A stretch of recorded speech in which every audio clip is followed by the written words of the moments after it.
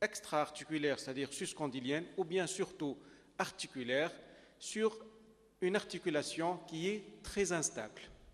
Et ça, c'est très intéressant, très important parce qu'il n'y a pas simplement l'os, il y a tout le gabarit musculaire quadricipital, ischio-jambier et aussi essentiellement parce qu'avec ces fractures, on peut perdre les terminaisons nerveuses au niveau des différents ligaments et ainsi, donc là, on va avoir une mauvaise information au niveau du cerveau sur la position du genou. C'est pourquoi on a généralement ces dérobements qui sont assez fréquents dans ces fractures, surtout après une chirurgie. Donc ça c'est une petite remarque qui m'a marqué parce que moi, lorsqu'on me dit genou, moi directement c'est la proprioception. Ce type de fracture, ça va laisser un flexion entre 20 et 30 degrés avec une flexion quand on arrive en grand max à 110-100 degrés de flexion. Donc, généralement, pour avoir une très bonne rééducation, il faut insister beaucoup plus sur l'extension. Il faut essayer d'éviter l'installation du flexion. Il faut insister beaucoup plus sur le vaste interne.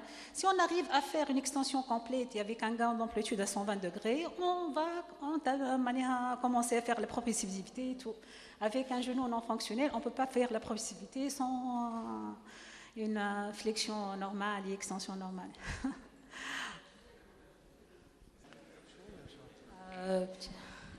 Moi, je voudrais, puisque c'est de discussion kinésithérapie qu'il s'agit, je voudrais demander aux aînés ici présents de nous parler un peu de leurs propres expériences sur ces fractures, ceux qui font du membre inférieur particulièrement. Y a-t-il des conseils particuliers que vous pouvez donner aux jeunes présents ici? Qui s'occupe du membre inférieur, voilà, particulièrement des fractures du fémur, voilà, du fémur distal? Et merci pour cette question. Et vous me faites rendre compte que c'est vrai que je n'ai pas parlé de ça, que j'aurais dû. Oui, effectivement. Donc, c'est des fractures qui consolident en 3 mois, mais on donne l'appui à 1 mois et demi, à la moitié de la période. C'est des fractures en zone spongieuse, comme les autres fractures de zone spongieuse, qui est le massif trochantérien, ou les chevilles, les bimalléolaires, on donne l'appui à 45 jours. Pour l'adulte, c'est jeune, pour l'enfant, vous donnerez l'appui à quel délai? J'ai personnellement une question très précise à Madame Trabelsi. J'ai bien suivi votre exposé. Alors, je ne sais pas si c'est une idée reçue ou pas, cette histoire de massage des articulations chez les enfants. Alors, je vais vous parler de ça, justement, pour essayer d'éclaircir ça par rapport à tout le monde. Donc, j'ai bien suivi tout ce qui est renforcement musculaire, mobilisation articulaire et tout ça. L'ankylose carrément du genou, parce qu'il n'a pas eu les moyens et il ne peut pas le faire. Et c'est là, donc, tout l'intérêt de vous implanter partout en Tunisie. Et naturellement, pour vous la lésion y est, elle est concrète et il doit y avoir un traitement en conséquence. Ça, c'est ce qu'on voit sur une vue péropératoire. Le nerf est complètement sectionné, on la voit là, mais là, c'est quand on est obligé d'aborder le nerf. Parfois, il y a certaines équipes qui ont proposé une échographie. L'échographie, ça nous évite d'aborder pour aller vérifier l'état de nerf. Donc on fait l'écho et ça nous donne un élément de réponse. Le nerf est sectionné, donc on y va. Ou bien la paralysie nerveuse, elle est due ou bien à une commotion ou à une neurapraxie. Et on peut se permettre de temporiser. Pour le traitement, en fait, on a 2 volets de traitement. La fracture, d'un côté, l'os, et le nerf radial sur l'autre versant. Donc pour la fracture, on a l'embarras de choix. On a différents types de traitements possibles. On peut proposer un traitement orthopédique par une immobilisation, que ce soit par un plâtre thoraco-brachial, par une BAB directionnelle avec un bandage du jarret ou par un plâtre pendant. Et pour le nerf, on se dit que c'est très probablement une neurapraxie et on va surveiller l'évolution et très probablement il va récupérer. Donc le plâtre, c'est une durée de 3 mois. Le problème du traitement orthopédique, c'est que la réduction est parfois un peu aléatoire, donc ça peut être générateur de cas vicieux qui ne sont pas très rédhibitoires sur le plan fonctionnel. Par contre, c'est un traitement qui est mal toléré, vu l'immobilisation prolongée, vu la raideur du coude et de l'épaule qui sont associées après le traitement. Donc, de plus en plus, on n'en fait pas beaucoup de traitements orthopédiques pour les fractures de l'humérus. On est de plus en plus chirurgicaux. Le traitement chirurgical à foyer fermé, il peut s'agir classiquement de l'embrochage ascendant, c'est ce qu'on voit, ou bien d'un enclouage, c'est ce qu'on voit. Ce qui est bien, c'est qu'on traite bien l'os. L'os est bien réduit. Mais, on ne voit pas le nerf. Et 2, on peut aggraver la lésion nerveuse. Dans certains cas, le nerf est incarcéré dans le foyer fracturaire. On fait un traitement sans voir le nerf, on va descendre un clou ou monter une broche, et le nerf qui était en aurapraxie, qui devait récupérer, est parfois embroché par la broche, ou il est écrasé par le clou, et là, on est en lésion définitive du nerf radial. Donc, conclusion de tout ça, faire un traitement à foyer fermé sur une fracture de l'humérus avec paralysie radiale, ça peut être parfois sujet à discussion, chose qui fait que là, on évite de faire ça. On ne le fait presque plus.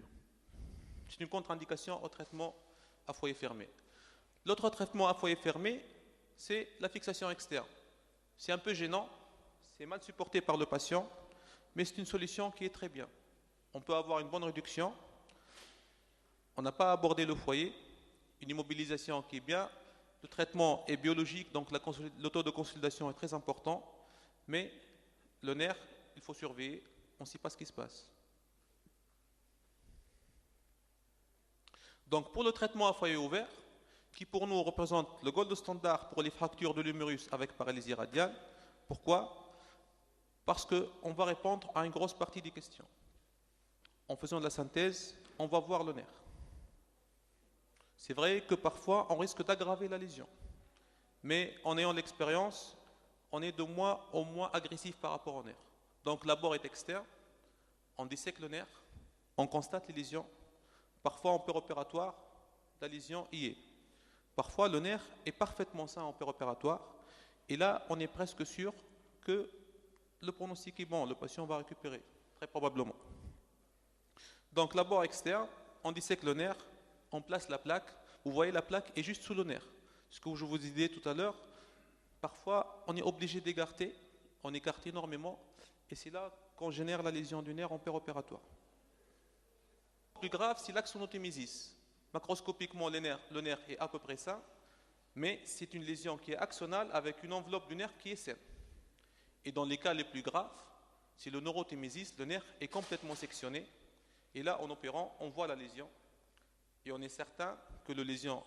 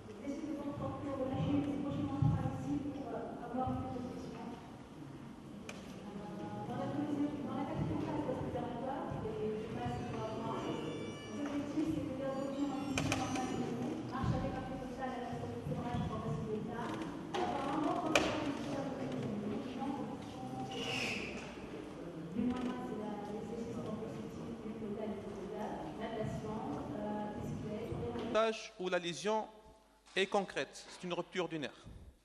Donc on attend l'évolution. S'il récupère, c'est bon, on a tout gagné. S'il ne récupère pas, là, il n'est pas trop tard, on va intervenir. Dans d'autres cas, on est interventionniste. Il y a la fracture, je peux traiter à ciel ouvert, donc je fais les deux, je traite la fracture et je jette un coup d'œil sur le nerf. C'est la question qui se pose. Pour l'attitude attentiste, on a 88% de récupération. Parmi ces 88,1% de récupération, il y en a 70 qui sont des récupérations spontanées, sans aucune intervention chirurgicale, ce qui représente un taux qui est très bien. Les études statistiques n'ont pas montré de différence significative entre la surveillance simple et l'exploration nerveuse d'emblée. Donc, quand on surveille, ou bien on est interventionniste, on explore. Il n'y a pas de différence significative. Donc, dans les rares cas où ça ne récupère pas, on n'est pas sans nerf. Faut-il synthéser par enclouage, par embrochage? Faut-il explorer? Faut-il plaquer? Plaque vissée. Et je vais vous montrer qu'on a fait la plaque par un abord externe et en péropératoire, le nerf est sain, malgré le fait que le patient était en paralysie. C'est ça qui est déroutant. Donc le nerf était contenu. Et ce patient, après la chirurgie, a récupéré sa paralysie radiale. Mais enfin, après la chirurgie, on était... Ces attelles-là, une attelle, si on ne trouve pas de thermoformable de matériel coûteux, on peut même faire des attelles de maintien, par exemple. Vous avez à gauche là-bas, de poignée, une attelle même avec plâtre, ou bien une attelle d'extension, le même principe, avec corde de piano. Donc ces attelles toujours sont alternées, il ne faut pas coller une orthèse toute la journée, alternée à la rééducation. Et c'est une indication très précise. À mon avis, il faut que les chirurgiens connaissent le minimum des notions sur l'appareillage et sur l'indication pour pouvoir contrôler la suite. Et il faut que ces orthèses-là soient faites par un kiné qui connaît le problème, qui a l'habitude de faire, c'est-à-dire ce qu'on appelle un kinésithérapeute orthésiste. Mais je l'ai toujours dit, malheureusement, je vois moi que à droite et à gauche on fait des attelles comme ça, donc même dans le commerce, je n'ai rien contre eux, mais à mon avis, il faut sélectionner ces cas-là pour dire... Avec paralysie radiale, ça demande, c'est-à-dire une expérience dont, surtout, non pas seulement sur le plan chirurgical, mais aussi du point de vue rééducation pour place de l'appareillage. Parce que l'appareillage aussi, ça doit être bien fait, surtout éviter l'appareillage du commerce qui n'est pas bien adapté aux membres qu'on veut, c'est-à-dire sur mesure, quoi. Faire des attelles sur mesure, d'accord, pour avoir de bons résultats. La fracture de l'humérus, c'est les paralysies intermédiaires. Pour ceux qui ont encore quelques flous dans ce sujet, c'est de l'anatomie. Alors les paralysies hautes, c'est plutôt le plexus brachial. Ça donne, par rapport aux paralysies intermédiaires, des paralysies de l'extension du coude. Là, votre patient, il peut faire son extension du coude, mais pas celle du poignet et des doigts. Là, c'est les fractures de l'humérus. Les paralysies basses sont sensitives pures. Les fractures de l'humérus, il a son coude, mais il n'a pas son poignet, ses doigts. Il ne récupère pas. Il y a les manœuvres, comme l'a dit le docteur Belkadi, il faut suivre. Le kinésithérapeute doit connaître aussi comment est-ce que le nerf il récupère ou non. Sinon, il signale là au chirurgien. Par les manœuvres du tunnel, c'est du distal à proximal. Si des décharges électriques repoussent, sinon, inutile tout d'abord de faire la stimulation électrique. La stimulation électrique n'a aucun